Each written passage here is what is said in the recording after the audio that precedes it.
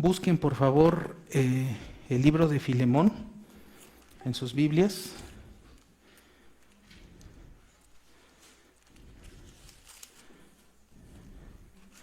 Filemón está después de Tito, es la última carta de epístola del apóstol Pablo. Bueno, la mayoría cree que el apóstol Pablo fue quien escribió Hebreos.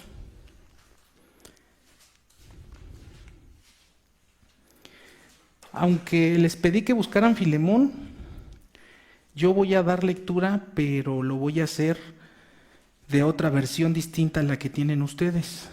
Voy a leerlo de la Nueva Traducción Viviente. A lo mejor no coincide la lectura con lo que ustedes van a leer, pero estuve analizando este pasaje, esta carta breve, en varias versiones. Y la Nueva Traducción Viviente no se toma muchas libertades en la traducción. Considero que es una buena traducción.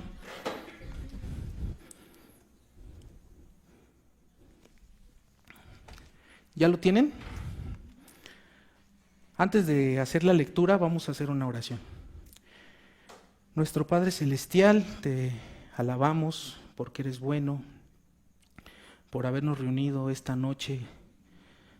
Permítenos, Padre, cumplir el propósito por el cual tú estableciste iglesias neotestamentarias, que es adorarte, darte la gloria, ser fieles a tu palabra.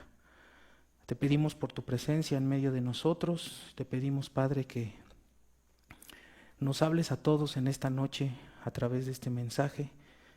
Concédeme ser bíblico, ser claro en la enseñanza de este pasaje, de estos pasajes, proclamar tu evangelio dentro de este mensaje y que sea de provecho para creyentes, pero también que sea de provecho para inconversos, para las personas que estarán presentes y para los que seguirán la transmisión. Estas cosas te las suplicamos en el nombre de Cristo nuestro Señor. Amén. Antes de dar lectura, me gustaría dar un poco de contexto sobre la carta del apóstol Pablo a Filemón. Esta es una carta muy especial y es una carta distinta a las demás epístolas de Pablo. Las epístolas de Pablo las dirigió a iglesias locales: Corinto, Éfeso, Colosas. Pablo escribe sus epístolas a iglesias locales y también escribe epístolas a un joven pastor llamado Timoteo y una epístola a otro joven pastor llamado Tito. Entendemos por el contexto de las Escrituras que estas cartas se leían públicamente en las iglesias, eran de provecho a todas las iglesias. Pablo manda incluso en una carta que después de haberla leído la pasaran a otra iglesia. Pero esta carta del apóstol Pablo a Filemón no fue dirigida a una iglesia, no fue dirigida a un joven pastor como Tito y Timoteo. Fue una carta dirigida a una sola persona, a Filemón.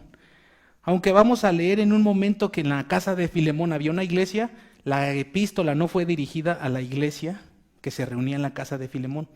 El contexto de la carta indica que esta carta fue dirigida tan solo a Filemón. Por eso que es una carta muy especial. A diferencia de las otras epístolas de Pablo, esta es una carta dirigida a una sola persona y tiene el propósito de pedirle un favor muy especial. Pablo quiere pedirle un favor muy especial a esta persona. Y aunque es una carta que fue escrita originalmente para una sola persona, le plació a nuestro Señor que esta carta, que esta epístola pequeña, estuviera dentro del canon de las Escrituras. Y aunque fue una carta para una sola persona, casi 2000 años después nos sigue hablando a nosotros y seguimos encontrando una muy bonita enseñanza en ella.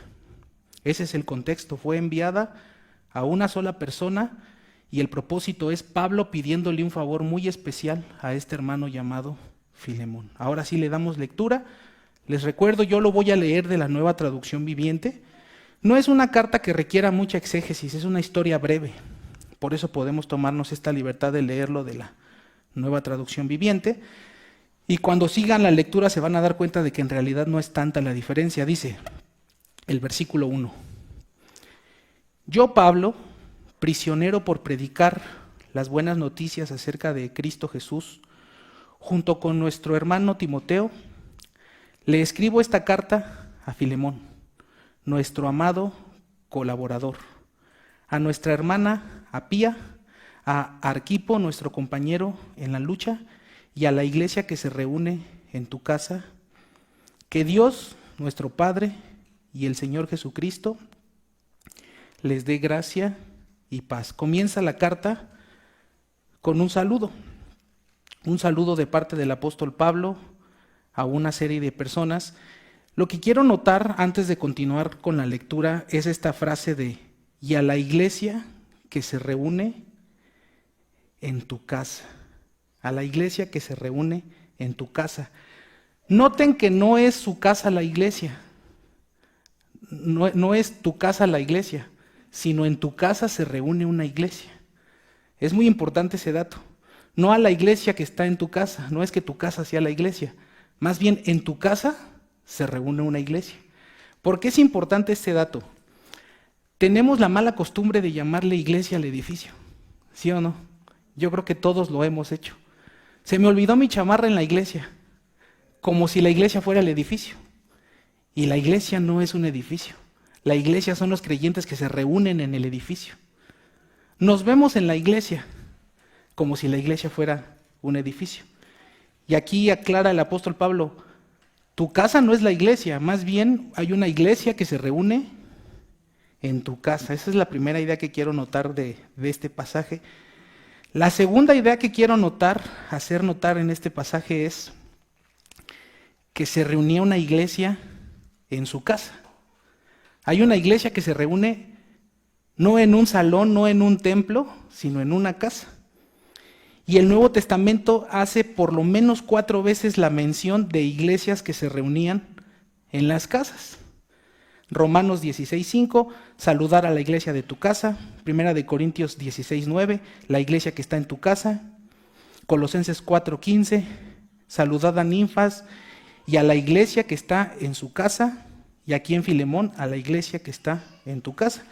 Entonces la pregunta sería, ¿por qué hay una iglesia reuniéndose en una casa? ¿Por qué la iglesia se reunía en una casa?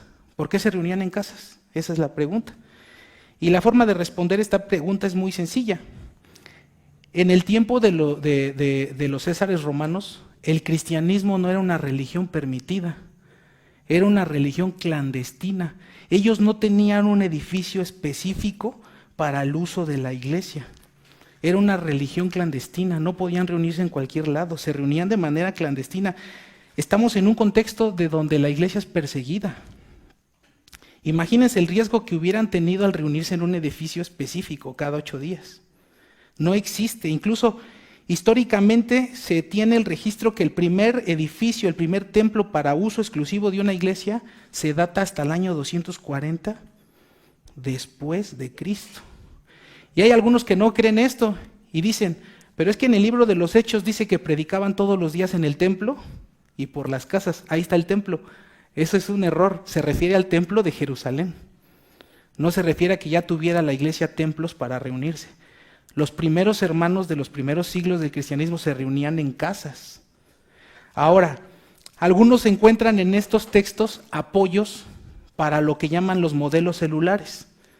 Como se reunían en casas, entonces yo voy a tener mis células y voy a mandar a los miembros de mi iglesia a que tengan sus propias células o grupos en casa. Hay quienes justifican esa práctica de células y grupos en casa a la luz de estos textos que hablan de la iglesia que está en tu casa.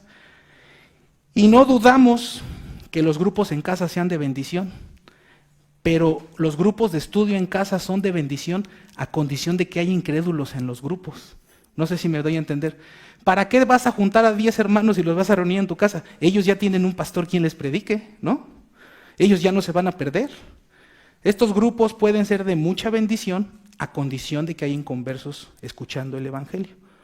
Los creyentes son edificados por sus pastores y maestros, no por otros creyentes.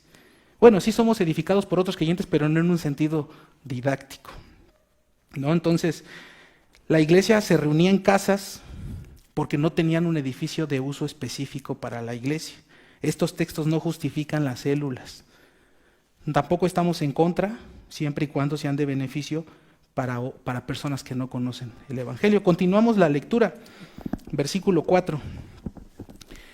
Le dice el apóstol Pablo en la carta: Filemón, siempre le doy gracias a mi Dios cuando oro por ti, porque sigo oyendo de tu fe en el Señor Jesucristo y de tu amor por todo el pueblo de Dios.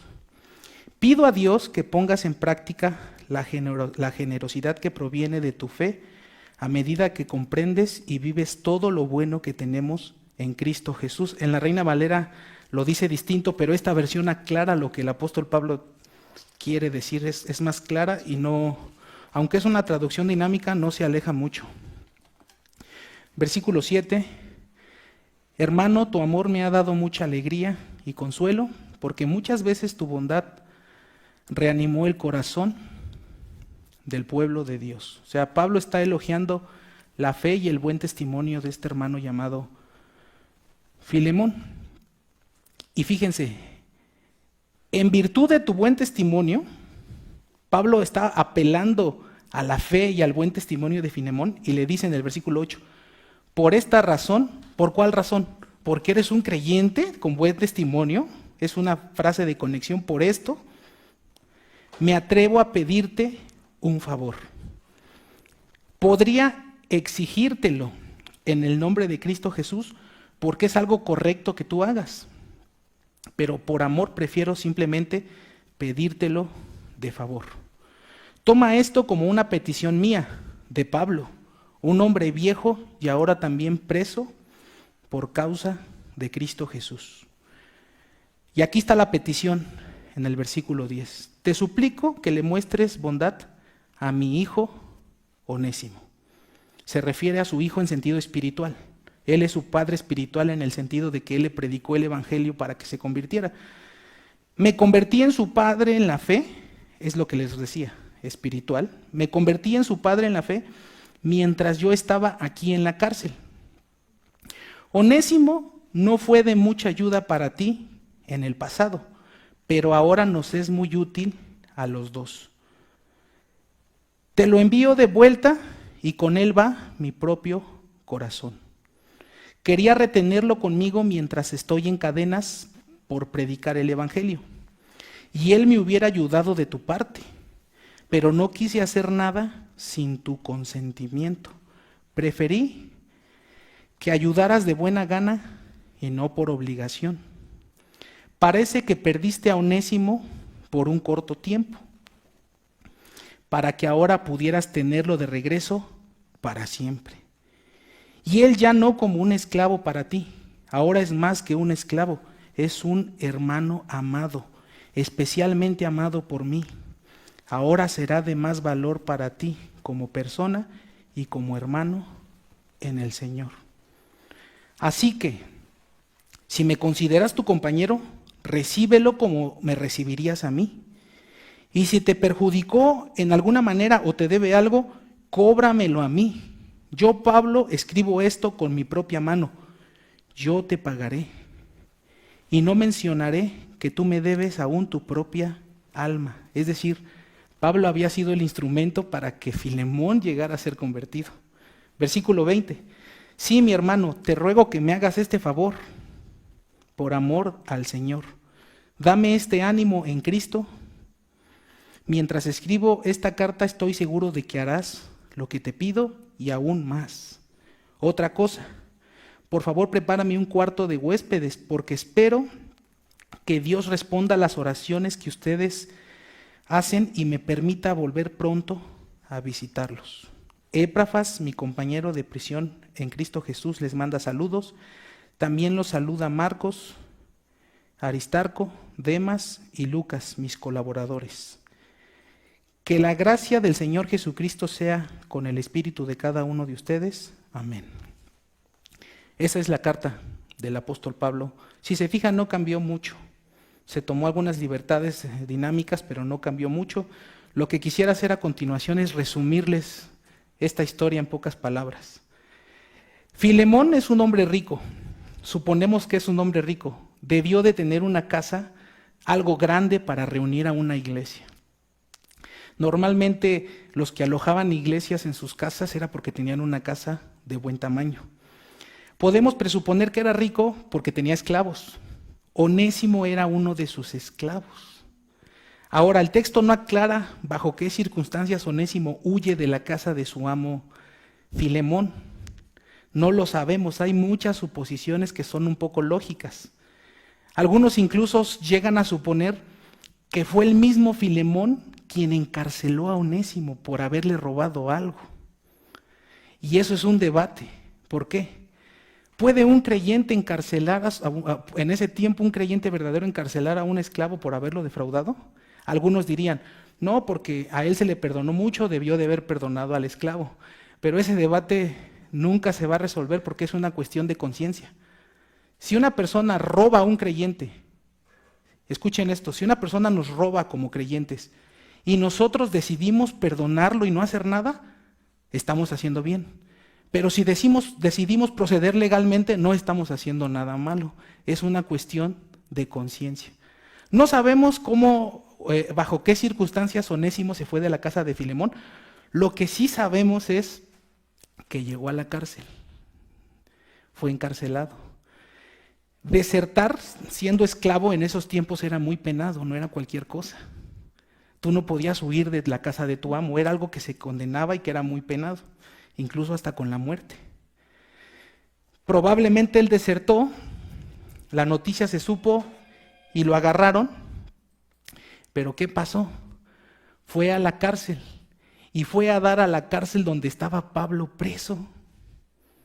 En esta cárcel donde Onésimo llegó, Pablo estaba preso y Pablo dice, ¿por qué estaba preso? Por predicar el evangelio. Entonces entendemos que al llegar a la cárcel conoce a Pablo, Pablo le predica el evangelio y Onésimo se convierte al Señor. Podríamos decir lo siguiente, hermanos, ir a la cárcel fue la mayor bendición que Onésimo recibiría en su vida. Ir a la cárcel. Vemos a Dios sacando bien del mal. Ir a la cárcel, la mayor bendición de su vida. Pero ¿qué creen? Esta es la historia de todos los que somos creyentes. De todos los creyentes, esta es la misma historia. Dios permitió en nuestras vidas situaciones que nos acercarían a la salvación. Dios permitió en nuestras vidas diferentes circunstancias y situaciones que nos irían acercando a la salvación. Por ejemplo, en el caso de algunos de nosotros, Dios permitió que estuviéramos en una secta. Dios permitió que pasáramos por una secta para después traernos a la verdad. En el caso de algunos de nosotros, Dios permitió que tuviéramos un vicio, alcoholismo, inmoralidad, drogadicción. Dios permitió en nuestras vidas un vicio para acercarnos a la salvación. En el caso de otros, Dios permitió la pérdida de su trabajo, la pérdida de un familiar, un hijo rebelde, una enfermedad. Dios permitió ciertas circunstancias en nuestras vidas que nos fueron acercando a la salvación. En el caso de Onésimo, Dios permitió que estuviera en prisión para que conociera a Pablo, escuchara el evangelio y de esta manera fuera salvo. Es la historia de todos los que somos creyentes. Dios permitió alcoholismo, drogadicción, hijos rebeldes, para irnos acercando a la salvación. Los hermanos Rogelio, el pastor Moisés y el hermano Marco están yendo a predicar al penal en Tenango del Aire.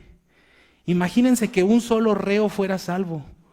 Caer en prisión fue la mayor bendición que le pudo haber pasado. Y esa persona lo va a llegar a entender. Que me hayan encerrado fue la mejor bendición porque ahí conocí a Cristo. Fue lo que pasó con Onésimo.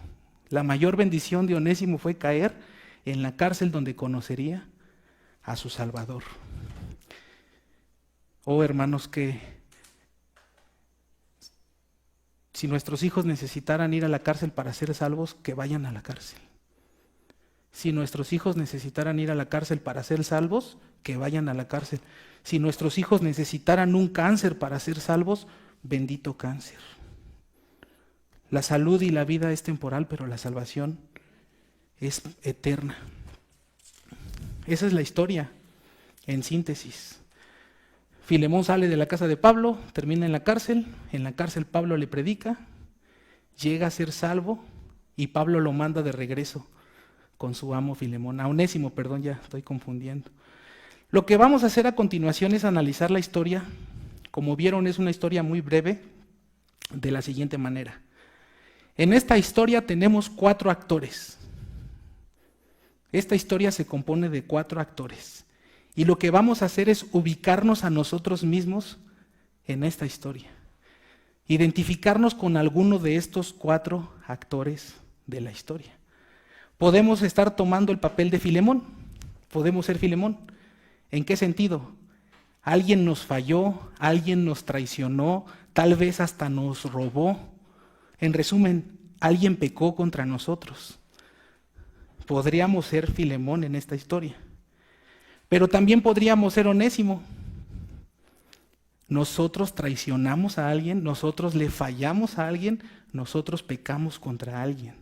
Puede ser un hermano o no. O en esta historia también podríamos jugar el papel de Pablo. Somos un hermano, somos hermanos que conocemos el problema que otros hermanos tienen. Y podemos interceder, podemos mediar para que los hermanos arreglen su problema. Podemos ser como Pablo. Pablo es el mediador entre Filemón y Onésimo. Pablo está intercediendo por Onésimo ante Filemón. Nosotros podríamos estar bajo ese papel, conocer un pleito que 2 hermanos tienen y jugar el papel de mediadores para tratar de que este pleito se solucione en amor. Podríamos ser Pablo. Tristemente, cuando nosotros llegamos a conocer conflictos entre hermanos, podemos intervenir de 2 maneras. O como mediadores tratando de arreglar el problema, o como decimos aquí en México, echándole más leña al fuego para agravar el problema. Pero entonces, ¿podemos ser Filemón? ¿Alguien nos ofendió? ¿Alguien pecó contra nosotros? ¿Alguien nos robó, nos defraudó? ¿Podemos ser Onésimo? ¿Nosotros defraudamos, robamos, pecamos?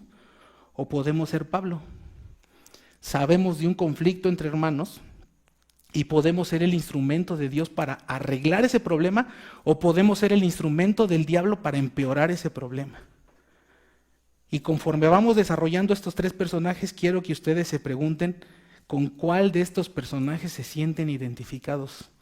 Vamos a encontrarnos a nosotros mismos en alguna de estas 3 situaciones, que sinceramente yo creo que todos los creyentes hemos estado en alguna de estas situaciones. Todos hemos sido ofendidos por alguien, o hemos ofendido a alguien, o sabemos del problema que alguien tiene en la iglesia. Yo creo que la mayoría hemos estado en esta situación, y si ustedes no han estado en esta situación, espérense, lo van a estar. ¿Por qué lo digo con esa seguridad? El Señor Jesucristo dijo, si tu hermano peca contra ti, Mateo 18:15. Escuchen, no dijo, si por ahí un hermano alguna vez llegara a pecar, Él lo asume, si tu hermano peca contra ti. ¿Qué está asumiendo? ¿Que alguna vez un hermano va a pecar contra nosotros? ¿O que nosotros somos los que vamos a pecar contra un hermano? Entonces, si nunca se han visto en el papel del ofendido, el ofensor o el intercesor, tan solo esperen. Eventualmente Dios nos va a meter en alguno de estos papeles. Vamos a ver qué deberíamos hacer en cada uno de estos papeles, si estamos viviendo alguno de estos papeles o roles. En primer lugar, vamos a ver el rol de Filemón. Somos Filemón, alguien pecó contra nosotros, nos traicionó, nos defraudó. ¿Qué deberíamos hacer si alguien pecó contra nosotros? ¿Cuál es la respuesta a esa pregunta? ¿Qué deberíamos hacer si alguien peca contra nosotros? ¿Saben cuál es la respuesta? La respuesta es depende. La respuesta es depende. Y se preguntarán, ¿de qué depende? Y la respuesta es, ¿qué clase de pecado cometieron contra nosotros? porque la Biblia revela que hay grados de pecado. En la disciplina de la iglesia hay grados de disciplina. Los grupos que quieren aplicar Mateo 18:15 para todo no entienden nada de la disciplina. La disciplina es gradual, es en grados. Así como los criminales no reciben todos la misma condena, en la iglesia hay grados de disciplina. ¿Por qué? Porque hay grados de pecado. Entonces, ¿cómo respondemos ante el hermano o la persona que pecó con nosotros? La respuesta es depende. ¿Qué clase de pecado cometió contra nosotros? Delante de Dios todos los pecados son iguales, pero humanamente hay grados. Humanamente hay grados. El libro de la disciplina de la iglesia de Daniel E. Wright lo dice de una manera muy sencilla: exhortación, amonestación y azotes. Esos son los grados de disciplina. No todas las disciplinas requieren la misma intervención, porque hay grados de pecado, pero tristemente tenemos la tendencia, decimos aquí en México, a hacer una tormenta en un vaso de agua. Yo creo que todos tenemos esa inclinación. Nos enojamos con alguien porque es que no me saludó, es que lo vi en la calle y ni me peló, y dice que es cristiano. Eso es una tontería. Tal vez el hermano no te vio, ¿por qué estás enojado así? Es que fue mi cumpleaños y no me felicitó. Ya no le voy a hablar. No. Cuando es su cumpleaños yo siempre le mando mensajes. Esas son tonterías. Imagínense enojarse por algo así. Es que no me dio de sus papas. Y yo siempre que traigo algo, yo siempre le doy. Eso es a lo que me refiero con que hay grados. No vas a reprender a tu hermano porque no te dio de tus papas. Pero hay pecados que sí requieren intervención. Entonces, ¿cómo hemos de actuar los creyentes si alguien pecó contra nosotros? La respuesta es: depende. Pero lo que sí es un hecho, hermanos, es que si somos creyentes estamos obligados a perdonar. No es una opción. Estamos obligados a perdonar cualquiera que haya sido el pecado, sin importar la gravedad. Eso sí estamos obligados a perdonar, como dice la Escritura: porque si perdonáis a los hombres sus ofensas, os perdonará también vuestro Padre Celestial. Mas si no perdonáis a los hombres sus ofensas, tampoco vuestro Padre os perdonará. Mateo 6, 14 y 15. Estamos obligados a perdonar si somos creyentes. Más antes en Mateo también dice: y perdona nuestras ofensas como también nosotros perdonamos a los que nos ofenden, o en otras versiones, a nuestros deudores. Lo que es un hecho es que estamos obligados a perdonar. Obligados a perdonar. Les decía hace rato sobre la libertad de la conciencia. Si ustedes van a encarcelar a alguien que les hizo algo, está bien, están en su derecho, es su conciencia, pero aunque lo encarcelen tienen que perdonarlo. Que lo encarcelen no significa que no lo perdonen, que le guarden rencor.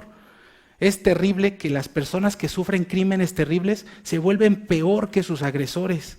Conocemos a una señora que una persona, un desgraciado, mató a su hija y la violó.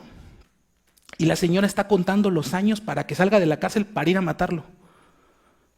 ¿Quién es peor, el asesino de su hija o una persona que va a guardar rencor contra otra persona durante 40 años?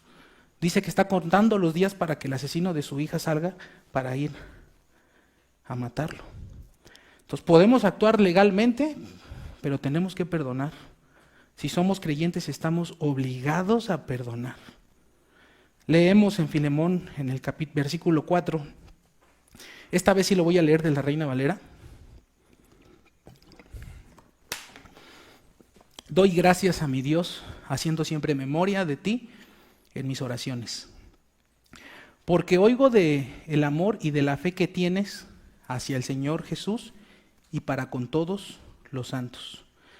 Para que la participación de tu fe sea eficaz en el conocimiento de todo bien que está en vosotros por Cristo Jesús, pues tenemos gran gozo y consolación en tu amor, porque por ti, oh hermano, han sido confortados los corazones de los santos.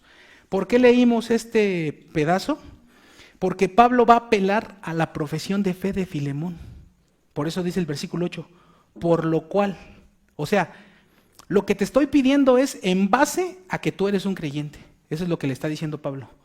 En base a tu amor, a tu profesión de fe, por eso estoy apelando a tu fe y por eso te estoy pidiendo esto. Dice, por lo cual, aunque tengo mucha libertad en Cristo para mandarte lo que conviene, o sea, yo te podría estar mandando a que lo perdones. ¿Por qué? Porque eres un creyente, ¿sí o no?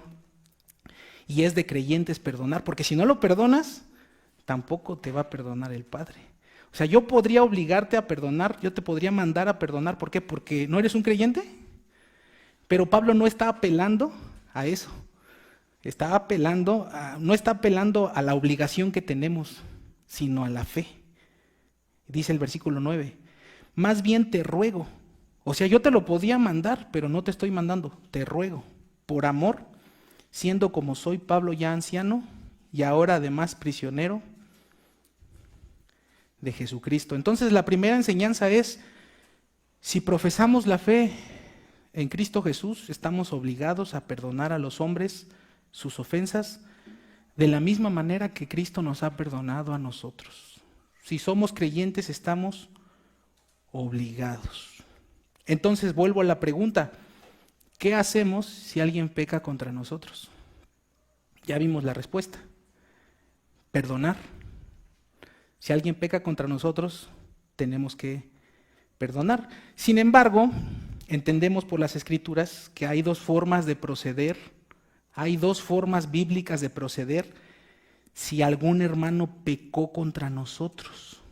Hay dos formas bíblicas, las hemos visto ya en algunas ocasiones, el hermano Mark predicó sobre una de ellas. La primera forma bíblica de proceder ante el pecado contra nosotros, si alguien peca contra nosotros, es pasarlo por alto.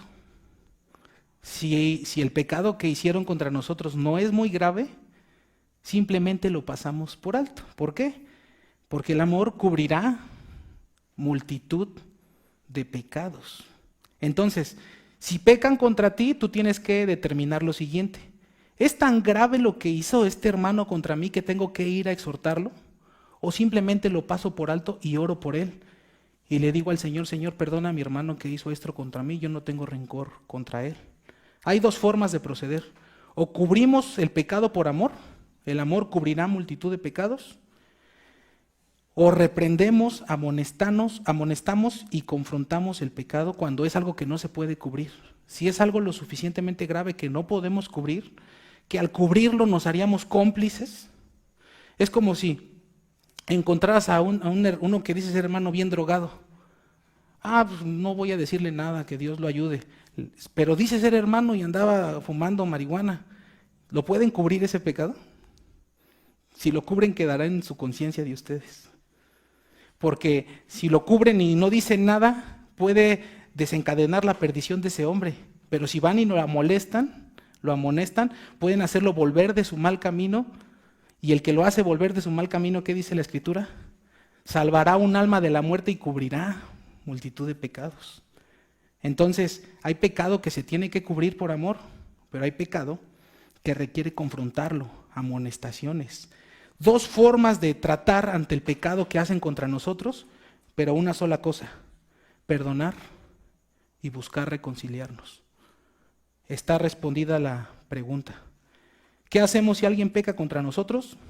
Perdonar y buscar una reconciliación. Esto nos lleva a otra pregunta. ¿Cuántas veces tengo que perdonar?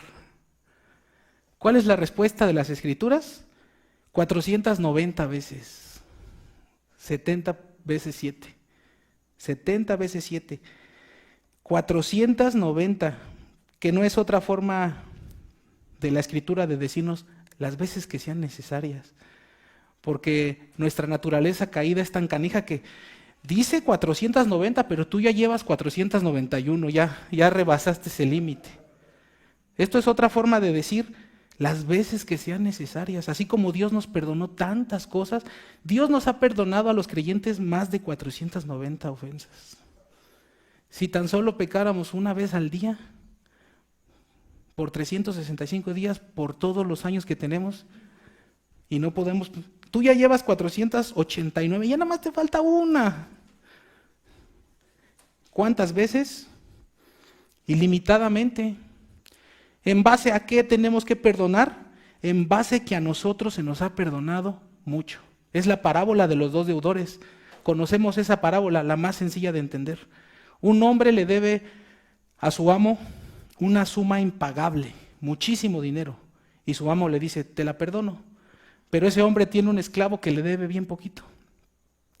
No te perdono, a la cárcel. La conocemos. ¿Cuánto se nos ha perdonado a nosotros?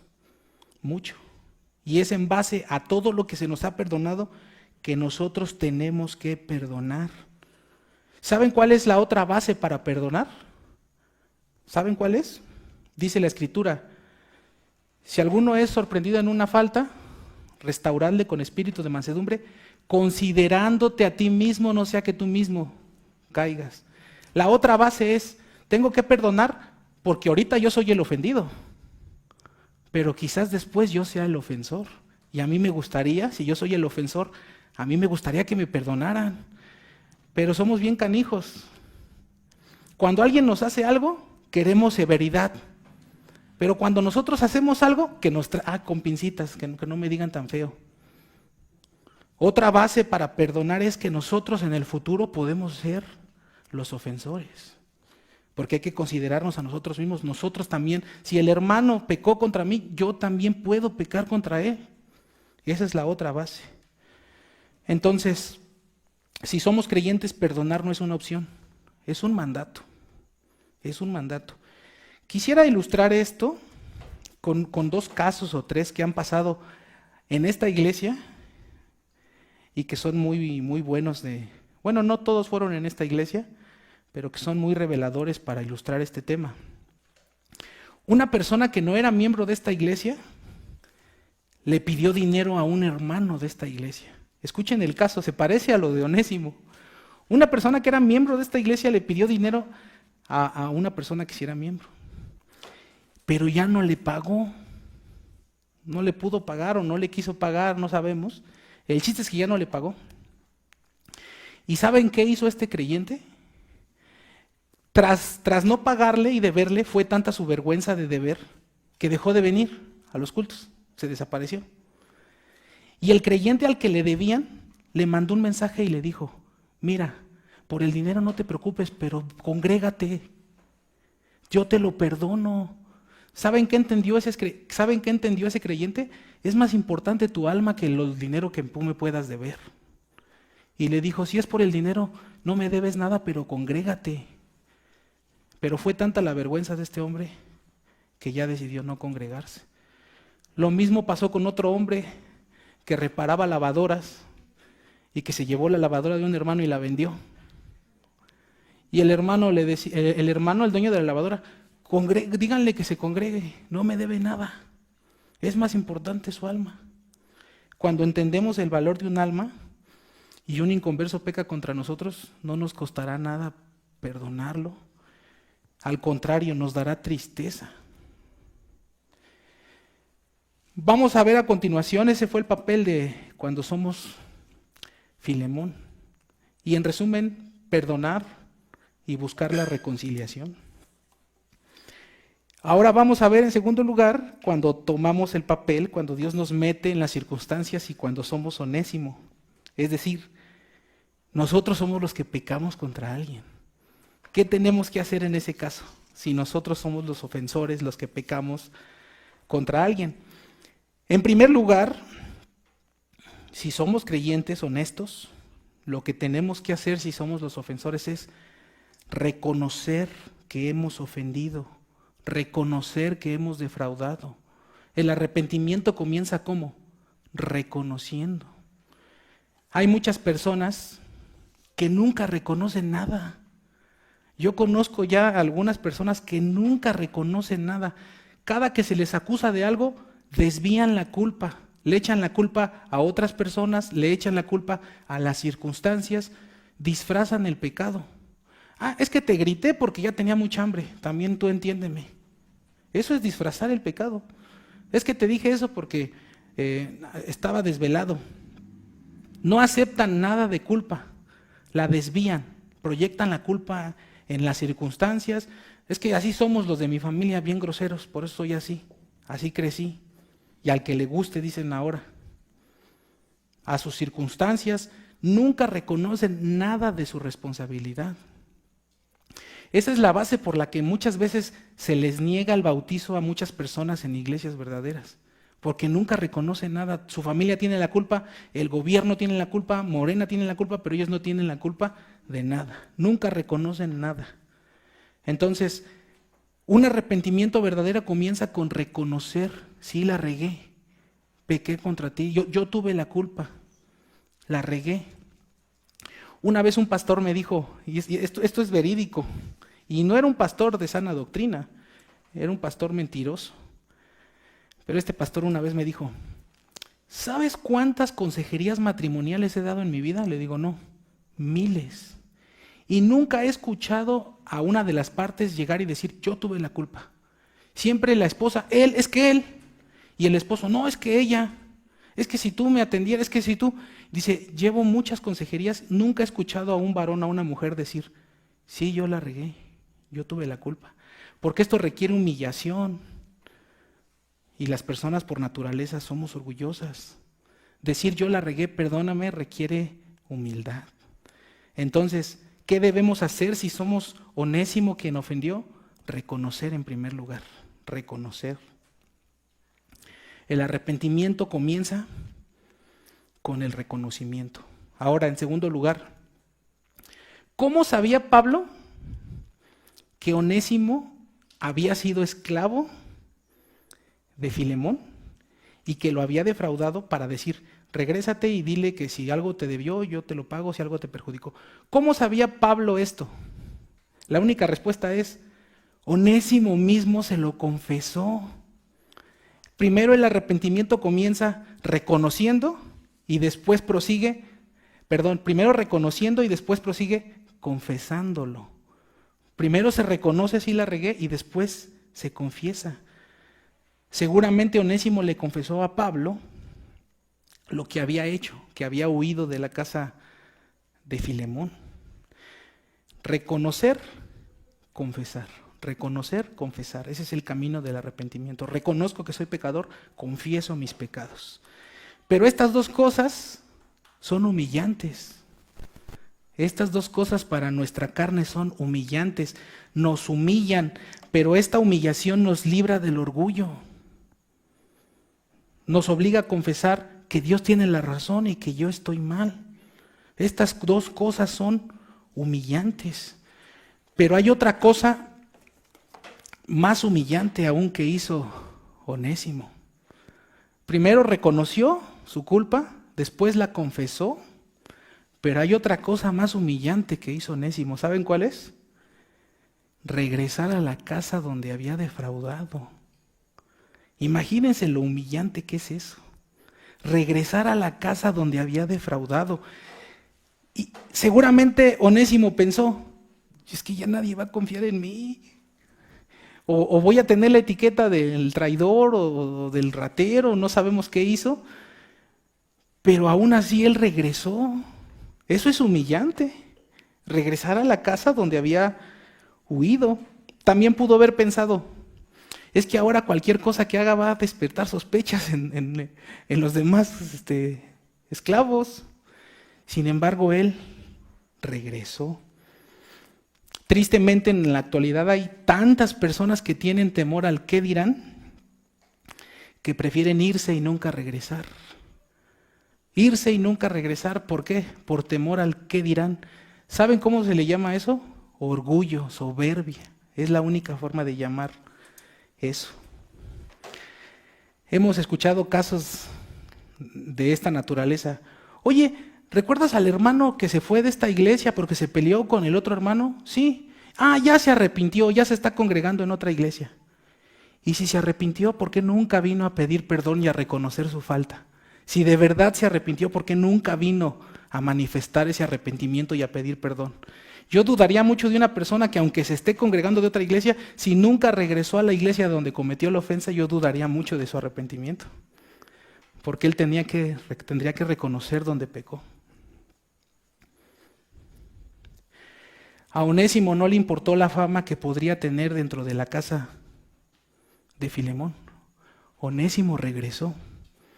No le importó lo que fueran a pensar de él, se humilló, reconoció y al final Onésimo regresa a la casa de su amo.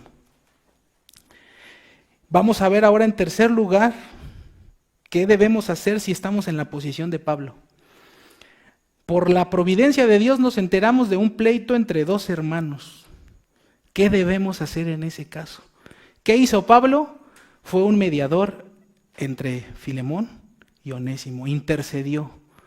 Si Dios nos mete a nosotros, y yo creo que lo ha hecho en algunos de los casos, más en los pastores, el conflicto entre dos hermanos y por la providencia lo sabemos, ¿qué deberíamos hacer?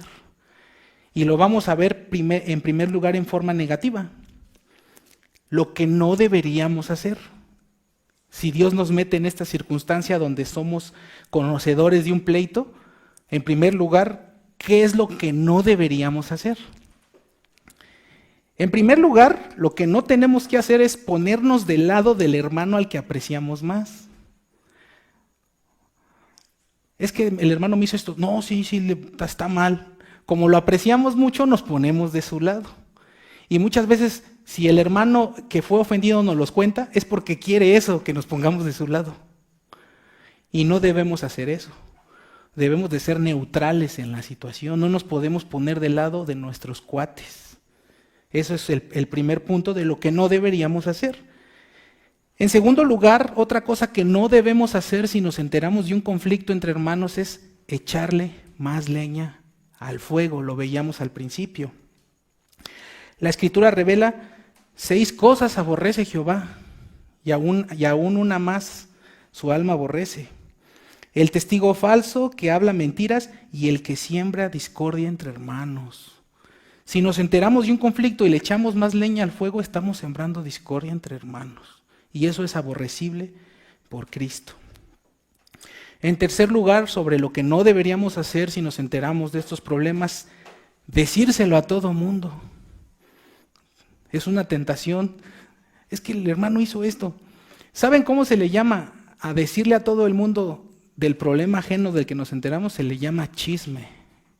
Hacer eso nos convierte en personas chismosas. Otro punto, cuarto punto sobre lo que no deberíamos hacer, tomarlo personal. No, es que sí, como que el hermano ya la trae contra ti.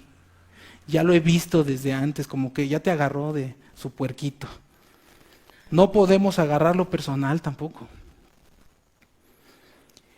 En quinto lugar, no deberíamos escandalizarnos. ¿Cómo es posible que sea, y si es el diácono? ¿Cómo se atrevió? ¿Cuántos años conociendo el Evangelio? Muchas personas se escandalizan ante el pecado, en vez de considerarse a sí mismos, lo toman con escándalo. Ni creyente ha de ser. ¿Cómo se atrevió? Eso es lo que no debemos hacer. Ahora la lista positiva. ¿Qué es lo que sí deberíamos hacer si nos enteramos del pecado entre creyentes o no creyentes? Si queremos ser mediadores para una reconciliación, ¿qué es lo que sí tenemos que hacer? En primer lugar, si nos enteramos, tenemos que ser mediadores para lograr una amorosa reconciliación. Lo que Pablo hizo entre Filemón y Onésimo. Ser mediadores para lograr una amorosa reconciliación. ¿Cómo lo vamos a hacer? Hay que llevar el asunto en oración a Dios para que Dios ponga la paz en medio de estos dos hermanos. En tercer lugar, tenemos que hacer lo que Pablo hizo. Vamos a apelar a la profesión de fe de cada una de las partes para que perdonen. Es que hermano, ¿eres creyente? Tienes que perdonarlo. Es que hermano, pero ¿eres creyente o no? Tienes que perdonarlo. Y para la parte ofensora, tienes que humillarte y pedirle perdón. Apelar a sus profesiones de fe. Si eres creyente, estás obligado a perdonarlo. En cuarto lugar, tenemos que velar hasta que sepamos que el asunto ya se solucionó. Porque podríamos tomar la postura, eso es su problema de ellos, ahí que se arreglen. Tenemos que ser vigilantes porque ese problema se puede convertir en una raíz de amargura.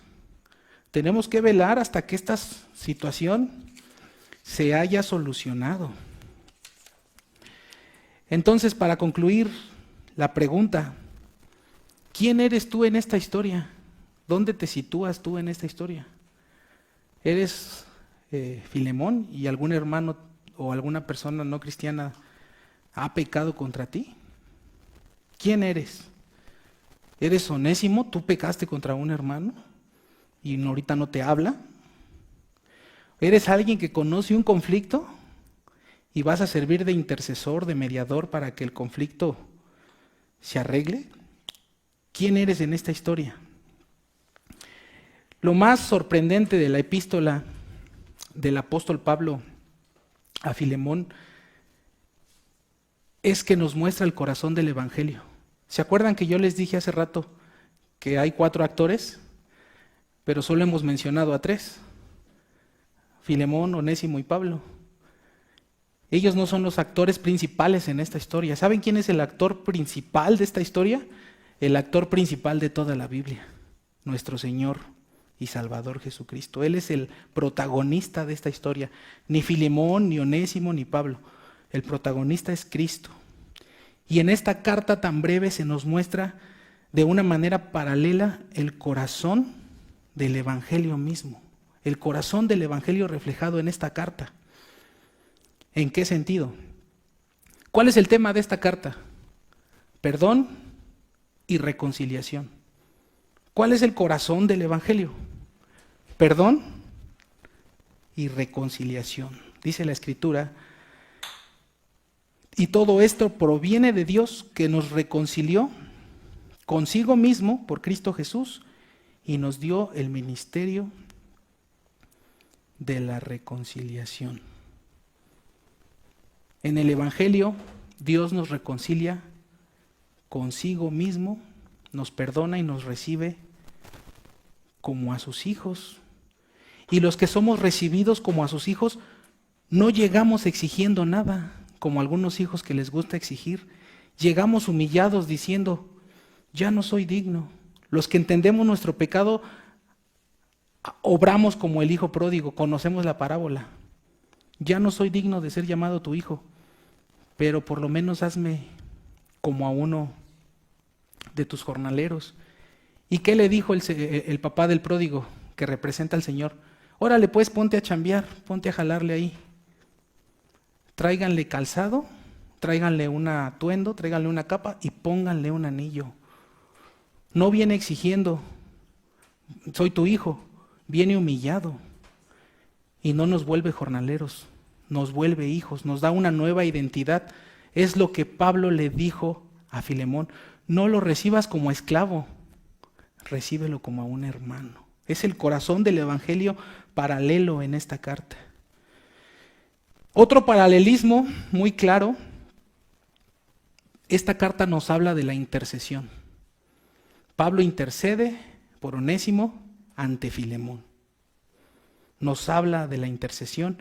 También es el corazón del Evangelio. Cristo intercedió por nosotros ante el Padre. Cristo intercedió por los que habríamos de creer ante el Padre. En Juan 17:20, y este texto lo veíamos con el pastor Moisés hace 15 días, por favor vamos a él. Es el único texto aparte de la epístola de Filemón en el cual nos vamos a salir un poco.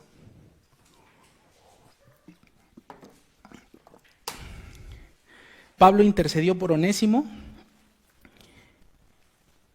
Cristo intercedió por nosotros antes de que llegáramos a ser creyentes. Escuchen lo que dice. Juan 17:20. Mas no ruego solamente por estos, es decir, por sus discípulos que estaban allí presentes. Cristo le está diciendo al Padre, no te ruego solo por ellos, sino también por los que han de creer en mí por la palabra de ellos. ¿Por quién estaba intercediendo Cristo en esta oración? Por ustedes y por mí. Por su intercesión llegamos a ser creyentes, por ustedes y por mí. Es lo que Pablo hizo en favor de Onésimo. ¿Hasta qué punto Pablo intercedió por Onésimo? ¿Hasta qué punto llegó su intercesión? Regresen a Filemón, por favor.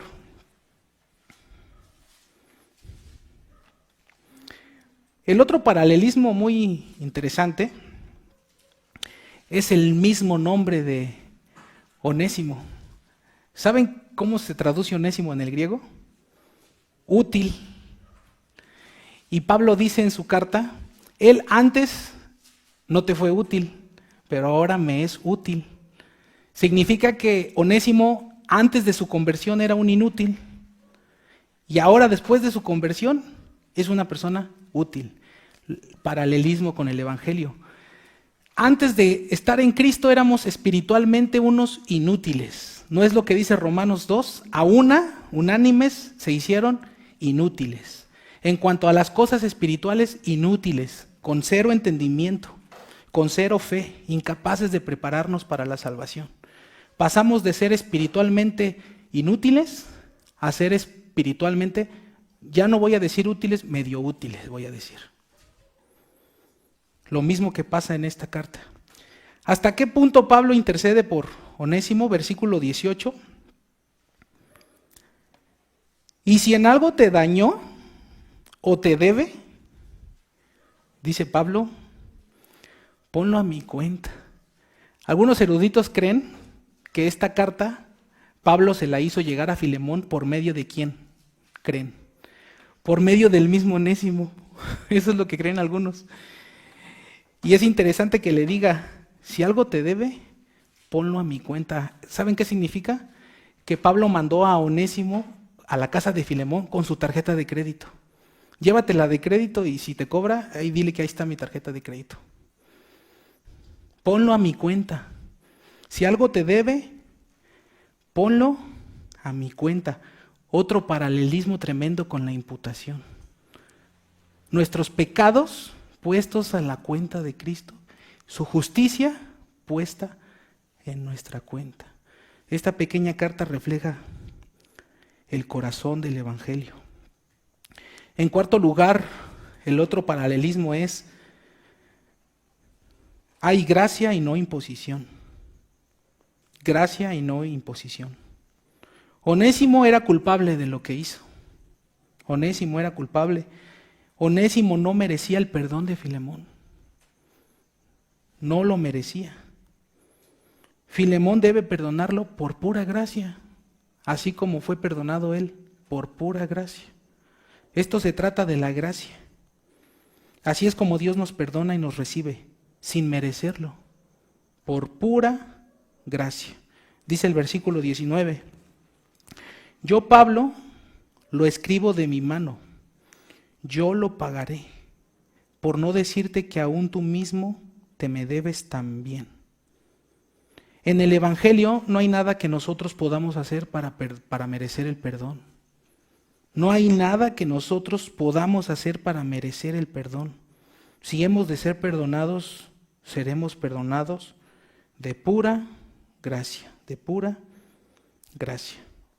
Finalmente, la enseñanza, si en verdad nosotros hemos sido perdonados, hermanos, si en verdad hemos sido perdonados, buscaremos que otras personas también sean perdonadas. No solamente somos enviados a ser intercesores entre los hermanos que tienen un pleito, somos llamados a ser intercesores entre Dios, que está irado contra los pecadores, y los pecadores. Esa es la intercesión que más deberíamos hacer y en la que somos llamados. Si en verdad hemos sido perdonados y gozamos del perdón de Dios, querremos que otros también sean perdonados. Y finalmente, si no te identificaste con ninguno de estos papeles o roles, déjame darte un último rol para concluir. Y ese rol es el siguiente. Como vimos, Onésimo regresó a la casa de Filemón. Onésimo reconoció su pecado. Onésimo confesó su pecado. Pero hay otro tipo de pecador que huye, que se aleja después de haber defraudado mucho, que no quiere reconocer su culpa, que no quiere confesar su pecado y que no quiere regresar. Tal vez ese sea tu caso en esta noche. Eres un Onésimo rebelde que no quiere regresar, que no quiere reconocer que has pecado contra Dios, contra su santa ley, que te has vivido toda tu vida pecando, desobedeciéndole, y no quieres reconocerlo, más bien quieres justificarlo.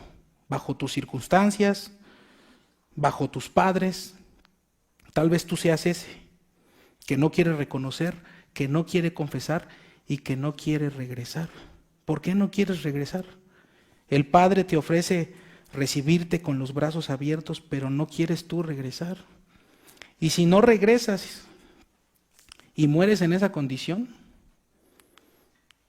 no podrás decir en el día del juicio, no se me advirtió.